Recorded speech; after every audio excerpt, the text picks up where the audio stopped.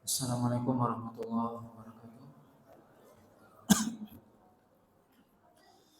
Innal hamdalillah nahmaduhu wa nasta'inuhu wa nastaghfiruh wa na'udzu billahi min shururi anfusina wa sayyiati a'malina. May yahdihillahu fala mudilla lahu wa may yudlil fala hadiya lahu. Asyhadu an la ilaha illallah wahdahu la syarika lahu wa asyhadu anna Muhammadan abduhu wa rasuluh alladzi la rasula wa la nabiyya ba'dah. Ya ayyuhalladzina amanu taqullaha haqqa tuqatih wa la tamutunna illa wa antum muslimun, amma ba'd. Bapak dan Ibu kaum muslimin dan kaum muslimat yang dirahmati Allah Subhanahu wa taala. Pada malam hari ini kita lanjutkan pembahasan dari tafsir surah An-Nahl. Dimulai dari ayat yang ke-43, Allah Subhanahu wa taala berfirman, A'udzu billahi minasyaitonir rajim. Wa ma arsalna min qablika illa rijalan nuhi ilaihim fas'alu ahla dzikri in kuntum la ta'lamun. Allah SWT mengatakan, dan tidaklah kami mengutus sebelum engkau wahai Muhammad kecuali rijalan, para laki-laki, nuhi ilaihim, yang kami wahyukan kepada mereka. Fas'alu ahla dzikri in kuntum la ta'lamun, maka bertanyalah kepada ahlu dzikr jika kalian tidak mengetahui. Allah SWT dalam ayat yang mulia ini menyebutkan bahwasanya Allah SWT tidak mengutus Rasul sebelum Rasulullah SAW kecuali rijalan, kecuali laki-laki. Di mana ayat ini menjadi dalil bahwasanya para nabi dan rasul itu semua adalah laki-laki. Tidak ada nabi dan rasul yang perempuan. Seluruh para nabi dan rasul yang Allah utus itu semuanya laki-laki. Maka kalau ada wanita yang dia mengaku jadi nabi, berarti dia jelas berdusta. Allah katakan, wa ma arsalna min qablika illa rijalan nuhi ilaihim, dan tidaklah kami utus sebelum engkau wahai Muhammad rijalan, laki-laki. Kemudian juga rijalan di sini yaitu bukan hanya sekedar laki-laki, tapi laki-laki yang Allah SWT pilih dari seluruh laki-laki untuk menjadi nabi dan rasul. Begitu juga ayat ini memberikan penjelasan kepada kita untuk menjadi dalil bahwasanya seluruh para nabi dan rasul itu adalah manusia. Tidak ada nabi dan rasul malaikat. Karena sebagian orang-orang kafir Quraisy justru mereka berkeyakinan atau menanyakan kenapa tidak diutus malaikat. Maka Allah SWT mengatakan dalam ayat ini seluruh nabi dan rasul adalah manusia, bukan malaikat. Allah SWT katakan nuhi ilaihim, yang kami wahyukan kepada mereka. Di mana Allah SWT memilih para nabi dan rasul laki-laki dari kalangan manusia, dan Allah SWT berikan wahyu kepada mereka. Maka mereka adalah hanya manusia yang dipilih oleh Allah untuk menyampaikan wahyu.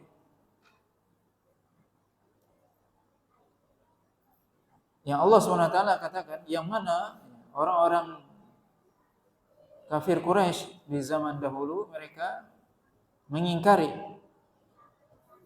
Rasulullah sallallahu alaihi wasallam. Mereka tidak meyakini akan kenabian Nabi sallallahu alaihi wasallam. Maka Allah SWT katakan fas'alu ahla dzikri in kuntum la ta'lamun. Maka tanyakanlah kepada ahlu dzikir. Di sini yang dimaksud dengan ahlu dzikir kata Abdullah bin Abbas adalah ahlul kitab, yaitu orang-orang ahlul kitab yang mereka diberikan oleh Allah SWT kitab sebelum Rasulullah SAW dari kalangan Yahudi dan Nasrani, di mana mereka semua mengetahui bahwasanya Allah SWT mengutus para nabi dan rasul mereka semuanya laki-laki dan semuanya manusia. Maka kalau kalian tidak percaya, wahai orang kafir Quraisy, bahwasanya Muhammad SAW adalah rasul, tanyakan kepada orang-orang sebelum kalian, orang ahlul kitab, Yahudi dan Nasrani, bahwasanya Allah SWT juga mengutus kepada mereka, orang Yahudi dan Nasrani, para nabi dan rasul kepada mereka, yang mana para nabi dan rasul itu adalah laki-laki dan juga manusia. Sama. Kata Allah SWT, fas'alu ahla dzikri in kuntum la ta'lamun.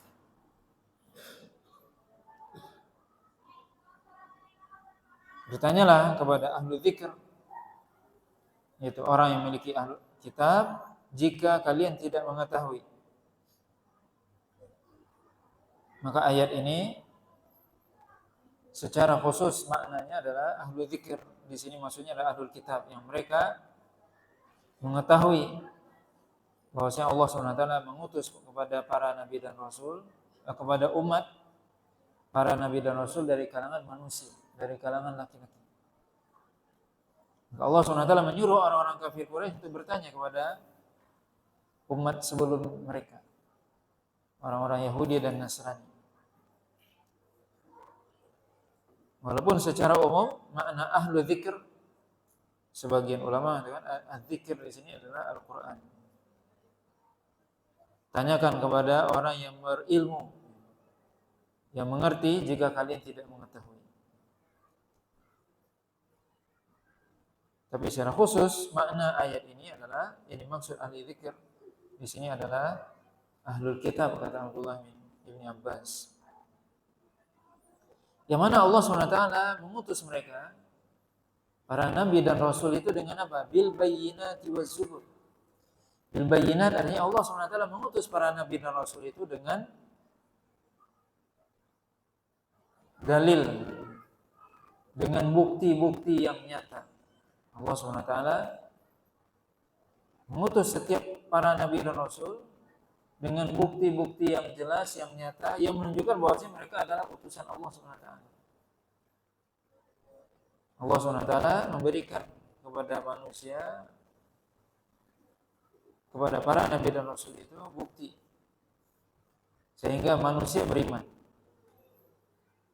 Mukjizat yang Allah berikan kepada para nabi dan rasul, yang mana mukjizat itu bukan sesuatu yang dipelajari, tapi datang dari Allah SWT, yang menunjukkan bahwasanya mereka adalah utusan Allah. Waz-zubur, waz-zubur artinya adalah al-kutub, yaitu dengan kitab-kitab. Az-zubur jamak dari zabur, yang artinya adalah kitab. Begitu perkataan Abdullah bin Abbas. Maka az-zubur, kata Abdullah bin Abbas, yaitu al-kutub. Allah SWT mengutus para nabi dan rasul itu dengan bukti, mukjizat, kemudian juga sekalian dengan az-zubur, dengan kitab-kitab yang Allah turunkan kepada mereka. Wa anzalna ilaika dzikra litubayyana lin-nas. Dan kami turunkan kepada engkau wahai Muhammad az-dzikra, yaitu Al-Qur'an. Maka penyebutan Al-Qur'an di sini disebutkan secara khusus menunjukkan keutamaan Al-Qur'an. Untuk apa Allah SWT menurunkan Al-Qur'an? litubayyina lin-nasi ma nuzzila ilaihim, agar engkau menjelaskan kepada manusia apa yang diturunkan kepada mereka. Di mana Allah SWT menurunkan Al-Quran kepada Rasulullah SAW, dan Rasulullah SAW menjelaskan kepada manusia apa isi Al-Quran. Makanya para ulama menjelaskan ayat ini menjadi dalil bahwasanya hadis Nabi SAW itu menjadi penjelas, menjadi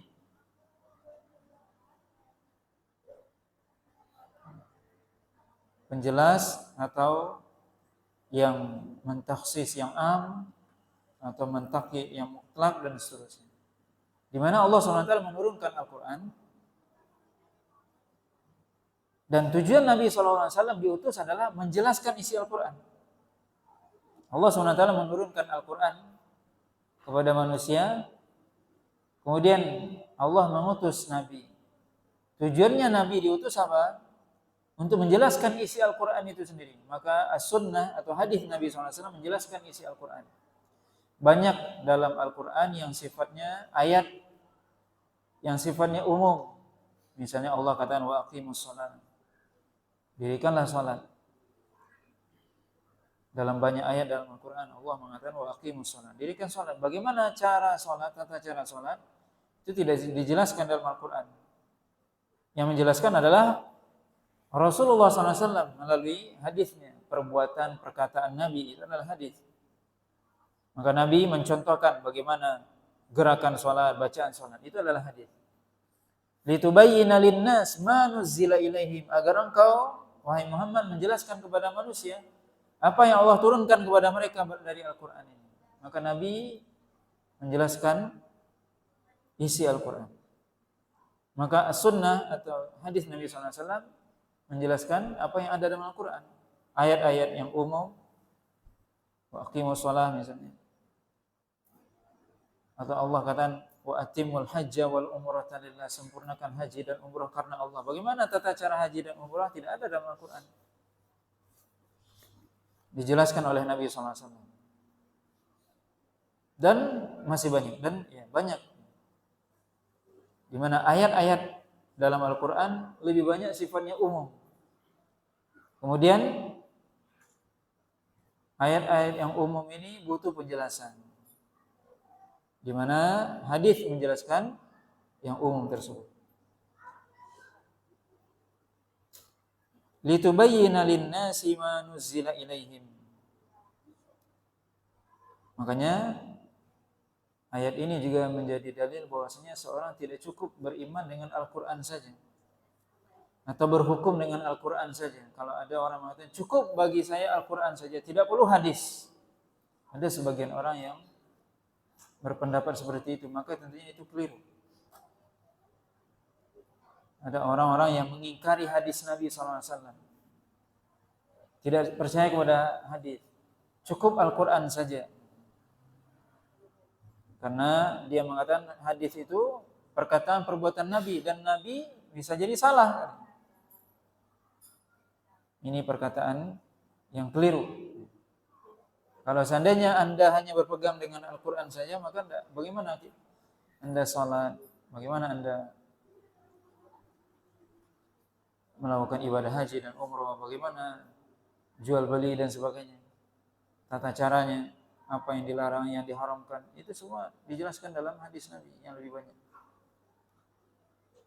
Maka Al-Quran itu dijelaskan oleh hadis. Tidak mungkin Al-Quran saja, tapi harus diiringi dengan hadis Nabi SAW. Dengan itu seorang bisa mendapatkan petunjuk. Makanya Nabi mengatakan, taraktu fikum amrayni in tamassaktum bihima lan tadillu abadan, kitabullah wa sunnati. Kutinggalkan kepada kalian dua hal yang kalian kau berpegang dengan keduanya tidak sesat selamanya, yaitu Al-Quran dan hadis. Dua-duanya harus dipegang. Al-Quran dan hadis, tidak cukup satu saja. Dan itulah salah satu fungsi Nabi SAW diutus oleh Allah SWT untuk menjelaskan isi Al-Quran ini. Supaya manusia tidak memiliki hujjah di hadapan Allah. Sudah dijelaskan ini. Ketika hanya diturunkan Al-Quran saja, manusia baca wa aqimus shalah, mereka bisa jadi enggak sholat. Kenapa? Saya enggak tahu tata caranya gimana. Maka diutus seorang Rasul untuk mempraktekkan bagaimana apa yang ada dalam Al-Quran, maka tidak ada dalil untuk tidak sholat. Tidak ada dalil untuk mengatakan tidak tahu, saya tidak tahu lagi. Karena Nabi sudah menjelaskan, Nabi sudah mempraktekkan.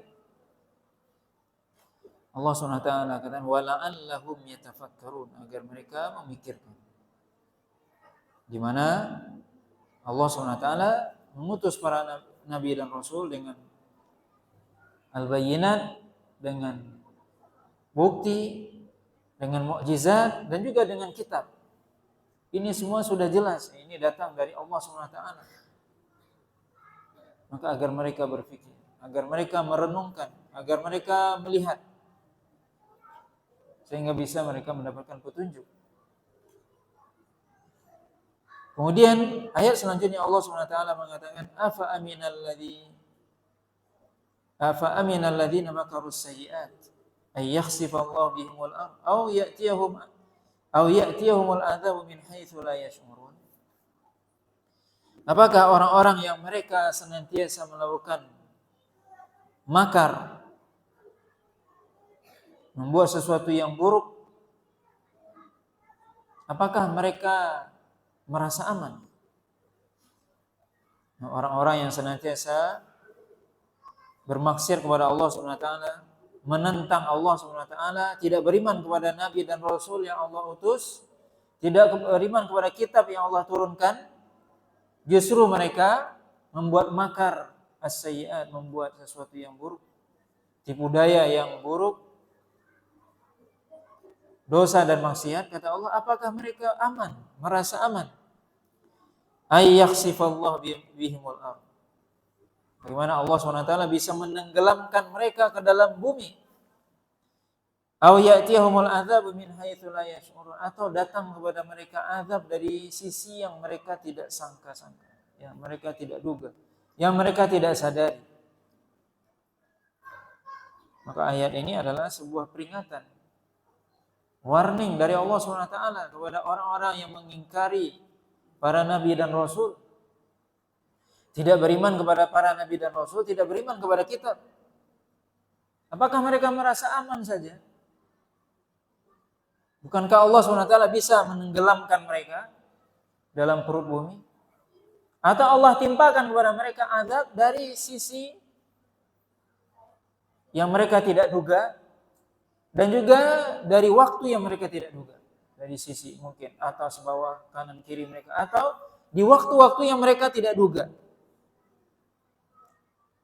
yang mereka tidak sadari. Sebagaimana ayat selanjutnya Allah akan aw ya'khudhahum fi taqallubihim, atau Allah SWT menyiksa mereka fi taqallubihim, ketika mereka sibuk dengan kehidupan mereka. Taqallub artinya ketika mereka melakukan aktivitas. Sebagian mengatakan arti taqallub adalah ketika malam dan siang, ketika mereka sedang bekerja, sibuk dengan urusan dunia mereka, atau dalam perjalanan mereka. Itu semua arti atau penafsiran yang disebutkan oleh Imam Ibnu Katsir, yang mana semua itu saling menguatkan dan berkaitan.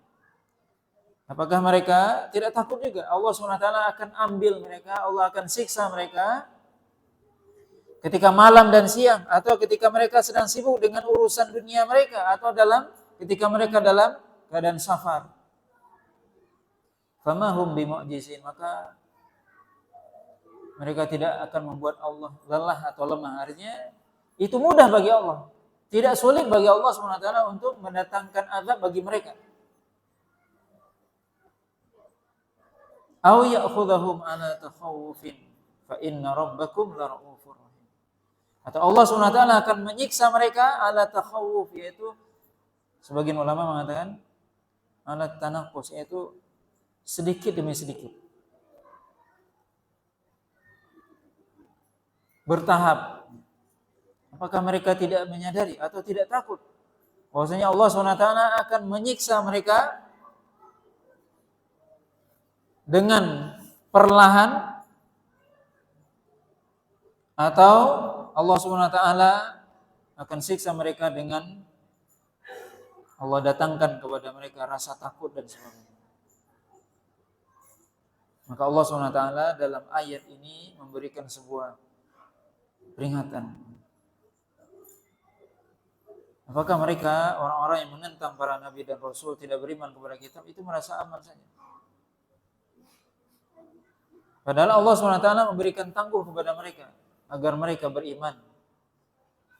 Makanya Allah Subhanahu wa taala mengatakan dalam akhir ayat ini, fa inna rabbakum la raufur rahim. Sesungguhnya Rabb kalian benar-benar raufun rahimun, Maha penyayang. Rauf kata sebagian para ulama lebih khusus daripada rahim. Allah Subhanahu wa taala sebenarnya Maha penyayang kepada hambanya, makanya Allah Subhanahu wa taala memberikan peringatan dan tidak segera mengazab manusia ketika mereka melakukan dosa dan maksiat. Tapi diberikan tangguh, diberikan waktu agar mereka bertaubat, kembali kepada Allah Subhanahu wa taala.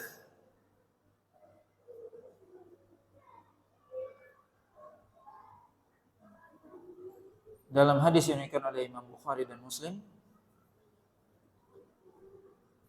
disebutkan oleh Nabi SAW, la ahada asbaru ala adhan sami'ahu minallah innahum yaj'aluna lahu waladan wa huwa yarzuquhum wa yu'afihim. Kata Nabi SAW, tidak ada satupun yang lebih sabar daripada Allah Subhanahu wa taala, yang mana Allah Subhanahu wa taala senantiasa mendengarkan sesuatu yang menyakiti Allah, di mana mereka menjadikan bagi Allah anak, yaitu orang-orang kafir. Mereka berkeyakinan Allah SWT memiliki anak, padahal Allah SWT terus senantiasa memberi mereka rezeki, memberikan kepada mereka kesehatan. Maka Allah adalah yang paling sabar kepada manusia, di mana Allah SWT memberikan rezeki, nikmat yang sangat banyak kepada manusia, walaupun manusia itu menyakiti Allah dengan mencela Allah dan mengatakan bahwasanya Allah punya anak, atau menyekutukan Allah, melakukan kesyirikan. Kesyirikan itu membuat sesuatu yang menyakitkan. Allah marah, tapi Allah sabar. Tetap Allah berikan apa? Rezeki kepada manusia. Tetap Allah SWT berikan kesehatan. Kalau kita manusia, coba, mungkin kita akan tidak sesabar itu. Mungkin anak kita melanggar perintah kita, mungkin kita marah, mungkin kita hendak aku kasih jajan lagi. Itu kita bilang. Tapi Allah SWT tidak. Bagaimana manusia terus-menerus melakukan dosa dan maksiat, Allah tetap memberi mereka rezeki. Allah berikan rezekinya, Allah berikan kepadanya kesehatan.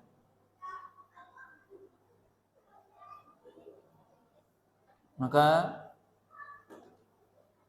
sebenarnya ini adalah sebuah peringatan bagaimana Allah SWT memberikan kepada manusia nikmatnya, tetapi tidak dibalas dengan syukur, tapi dibalas dengan kufur.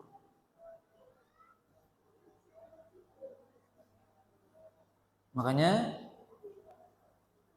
ketika Allah SWT menyiksa orang tersebut, maka Allah tidak akan membiarkan, tidak akan melepaskannya. Sebagaimana dalam hadis yang lain dikatakan, innallaha la yumli lidzalim hatta idza akhadahu lam yuflithu. Sungguhnya Allah SWT akan memberikan tangguh, waktu, tenggang, tempo kepada orang-orang yang melakukan kezaliman.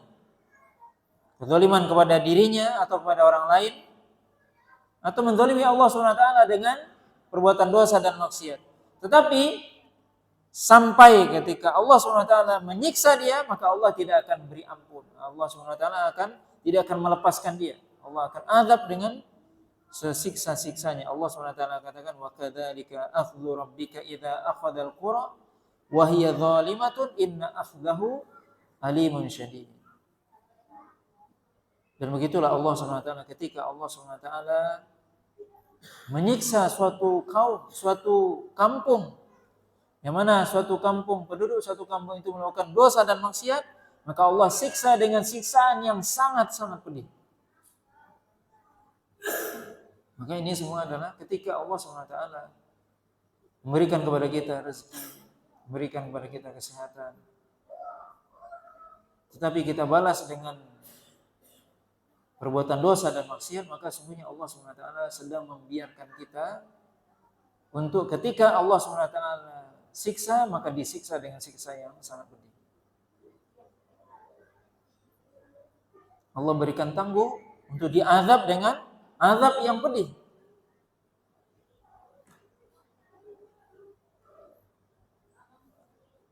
Kemudian Allah SWT melanjutkan dalam ayat selanjutnya, Allah katakan, awalam yaraw ila ma khalaqallahu min syai' yatafayya'u dhilaluhu anil yamini wasyama'ili sujjadan lillahi wa hum dakhirun. Apakah mereka, kata Allah SWT, tidak melihat kepada sesuatu yang Allah ciptakan dari sesuatu? Apakah mereka tidak melihat kepada sesuatu yang Allah ciptakan dari segala sesuatu? Apa saja yang Allah ciptakan dari segala sesuatu itu, yatafayya'u dhilaluhu anil yamini wasyama'ili, yang mana segala sesuatu itu memiliki bayang-bayang. Yatafayya'u, yang bayang-bayang itu condong atau berpindah. Anil yamin wasyama'il, bisa jadi ke kanan ataupun ke kiri. Yang mana bayang-bayang tersebut sujjadan lillah, sujud kepada Allah SWT. Wa hum saghirun, dan mereka merendahkan diri di hadapan Allah SWT. Allah SWT mengingatkan. Maka mereka siapa? Orang-orang yang mereka tidak mau beriman tadi. Orang-orang kafir Quraisy dan juga orang-orang yang mengikuti mereka, yang tidak mau beriman kepada Rasul, tidak beriman kepada Al-Quran. Apakah tidak mereka lihat Allah SWT menciptakan segala sesuatu itu memiliki bayang-bayang? Ada bayang-bayangnya. Coba kita perhatikan, kita ketika siang hari berjalan, ada bayang-bayang kita. Kadang di timur ataupun di barat. Ketika matahari terbit, ketika sudah siang, ada bayang-bayang. Kemudian ketika sudah condong ke barat juga masih ada bayang. Bayang-bayang itu, kata Allah SWT, sujjadan lillah. Mungkin kita nggak tahu. Ternyata sampai bayang-bayang segala sesuatu, bayang-bayang manusia, bayang-bayang pohon, semuanya bersujud kepada Allah SWT. Kita saja yang nggak tahu. Seluruhnya bersujud kepada Allah SWT. Wahum saghirun, dan mereka menghinakan diri mereka kepada Allah SWT. Allah SWT katakan, walillahi yasjudu ma fis samawati wa ma fil ard min dabbah wal malaikatu wa hum la yastakbirun. Allah SWT mengatakan, dan sujudlah kepada Allah segala sesuatu yang ada di langit dan segala sesuatu yang ada di bumi. Subhanallah. Segala sesuatu yang ada di langit dan segala sesuatu yang ada di bumi, semuanya sujud kepada Allah SWT. Min dabah, baik segala sesuatu yang melata di muka bumi. Dabahnya yang yadubu. Dabah yadubu artinya yang berjalan di muka bumi ini. Semuanya sujud kepada Allah. Segala sesuatu yang Allah ciptakan di muka bumi ini, di langit dan di bumi, semuanya sujud kepada Allah SWT. Wal malaika, dan juga malaikat yang besar. Wa hum la yastakbirun, dan mereka tidaklah sombong kepada Allah SWT. Maka ini sebuah sindiran kepada orang-orang kafir Quraisy yang mereka tidak mau sujud kepada Allah, tidak mau tunduk kepada Allah SWT, yang mereka sombong. Ya Allah katakan apa? Malaikat saya sujud kepada Allah. Seluruh yang ada di langit dan bumi sujud kepada Allah. Kenapa kalian tidak sujud kepada Allah? Segala sesuatu yang Allah ciptakan di muka bumi ini, semuanya, pepohonan, hewan, tumbuhan, langit, bumi, matahari, bulan, bintang, semuanya sujud kepada Allah. Bahkan bayang-bayang dari segala sesuatu, dari semua benda yang ada di muka bumi ini, semuanya sujud kepada Allah. Semuanya merendahkan diri kepada Allah SWT. Kenapa kalian sombong? Kenapa kalian tidak mau sujud? Wahai orang-orang kafir. Betapa sombongnya manusia. Seluruh makhluk yang ada di sekitar kita ini sujud kepada Allah semua. Manusia tidak sujud kepada Allah. Betapa sombongnya. Allah katakan wal malaikat, dan malaikat saja yang besar. Wahum la yastakbirun, dan malaikat tidak pernah sombong. Senantiasa sujud kepada Allah SWT. Yakhafuna rabbahum min fawqihim wa yaf'aluna ma yu'marun.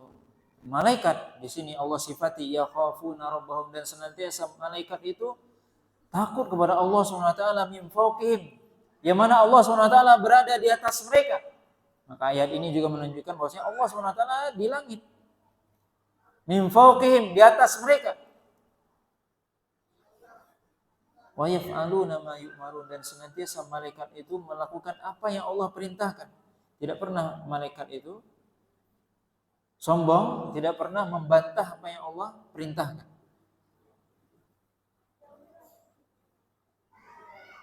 Maka ayat ini mengingatkan kita bersama, mengingatkan manusia agar tunduk kepada Allah SWT, agar sujud kepada Allah SWT, agar mengikuti para nabi dan rasul yang Allah utus, agar mengimani kitab yang Allah turunkan.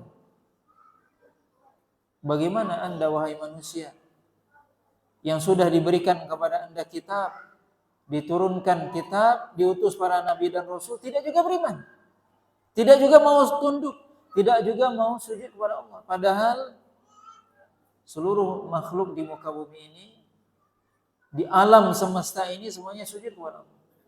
Semuanya sujud kepada Allah. Tidak ada yang tidak sujud kepada Allah. Semuanya tunduk kepada Allah SWT. Bahkan malaikat pun sujud kepada Allah. Bahkan mereka senantiasa takut kepada Allah SWT. Manusia, ya hanya manusia yang tidak takut kepada Allah.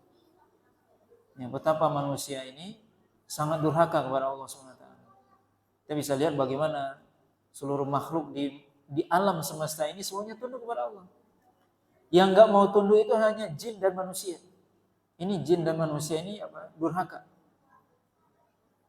sombong, dan tidak takut kepada Allah SWT. Padahal malaikat yang mana jasad mereka itu lebih besar daripada manusia, mereka takut kepada Allah SWT. Yakhafuna rabbahum min fawqihim. Bagaimana malaikat itu takut kepada Allah di atas mereka, tunduk kepada Allah SWT. Dan Allah SWT di atas para malaikat di langit yang tinggi. Dan para malaikat senantiasa melakukan apa yang diperintahkan. Kita manusia berarti apa? Mestinya juga seperti itu, melaksanakan apa yang diperintahkan. Apa yang diperintahkan oleh Allah lakukan, apa yang dilarang tinggalkan. Tapi itulah manusia, bagaimana manusia Allah berikan kepada mereka akal, tetapi mereka tidak berpikir. Justru terbawa oleh hawa nafsu. Sehingga mereka apa? Sombong dan tidak mau sujud kepada Allah SWT. Tidak patuh kepada Allah SWT. Dan kita bisa lihat bagaimana manusia, banyak dari manusia sejak zaman Nabi Nuh ya sampai akhir zaman, bagaimana mereka membangkang, bagaimana mereka sombong kepada Allah SWT, tidak patuh kepada Allah SWT. Maka ini ayat Allah sebutkan dalam surah yang mulia ini untuk mengingatkan kita bersama bagaimana seluruh makhluk Allah SWT yang ada di muka bumi ini, di alam semesta ini, semuanya tunduk patuh kepada Allah SWT. Maka kita mestinya, manusia yang kerdil dan kecil ini mestinya lebih berhak untuk tunduk kepada Allah. lebih berhak untuk takut kepada Allah Subhanahu wa taala. Makanya yang takut kepada Allah, kata Allah dalam Al-Qur'an, hanya para ulama, innama yakhsyallaha min ibadihi ulama. Semakin seorang kenal Allah, maka dia semakin takut kepada Allah. Semakin dia tidak kenal Allah, maka dia tidak takut kepada Allah.